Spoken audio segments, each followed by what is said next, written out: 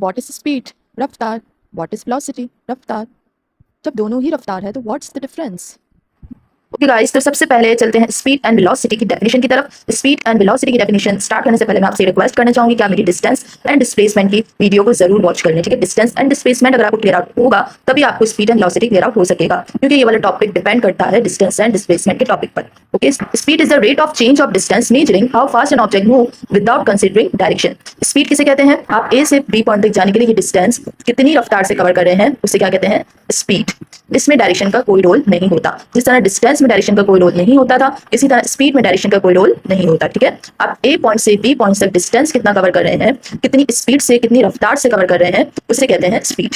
और वेलोसिटी भी कहते हैं रफ्तार को ही है, लेकिन ए पॉइंट से बी पॉइंट जाने तक के लिए आप डिस्प्लेसमेंट कितनी रफ्तार से कवर अप कर रहे हैं, इसे कहते हैं वेलोसिटी। इसमें ऑब्जेक्ट दो चीजों पर कंसर्न करती है। एक तो आपने कितनी रफ्तार से कवर की और दूसरी कौन सी डायरेक्शन से कवर की, दोनों चीजें कंसर्न करती है।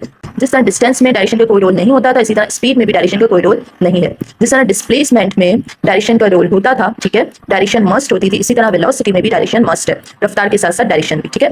प्लीज आप मेरी डिस्टेंस एंड डिस्प्लेसमेंट की वीडियो देख लीजिएगा तो आपको अच्छे से क्लियर आउट हो जाएगा, ठीक है। तो आई होप आपको स्पीड समझ आ गई होगी। ए पॉइंट से बी पॉइंट तक जाने के लिए आपने कितनी रफ्तार से डिस्टेंस कवर किया उसे स्पीड कहते हैं।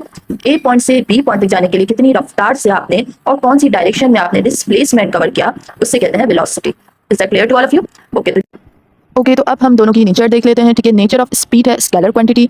स्पीड स्केलर क्वांटिटी होती है क्योंकि इसमें सिर्फ मैग्नीट्यूड पाया जाता है, यानी कि ओनली स्पीड की जो वैल्यू होती है सिर्फ वो मौजूद होती है, इसमें डायरेक्शन मौजूद नहीं होती, ठीक है। मैग्नीट्यूड बोलते हैं स्पीड की वैल्यू को, like 4 kilometre per hour, 3 kilometre per hour, इस तरह, ठीक है।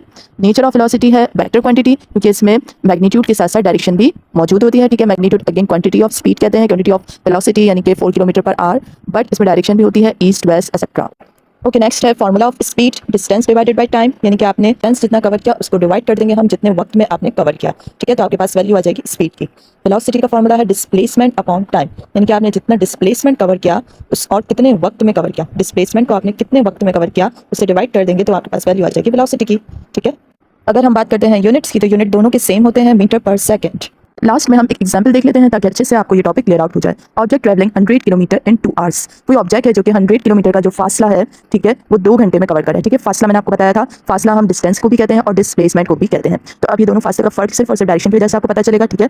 तो अगर आपको देखना है स्पीड कितनी है इसकी, ठीक है, अगर आपको इसकी स्पीड देखनी है तो आप क्या करेंगे, 100 किलोमीटर को डिवाइड कर देंगे 2 आवर्स से, यानी कि 100 डिवाइडेड बाय 2, तो आपके पास आंसर आ जाएगा 50 किलोमीटर पर आवर।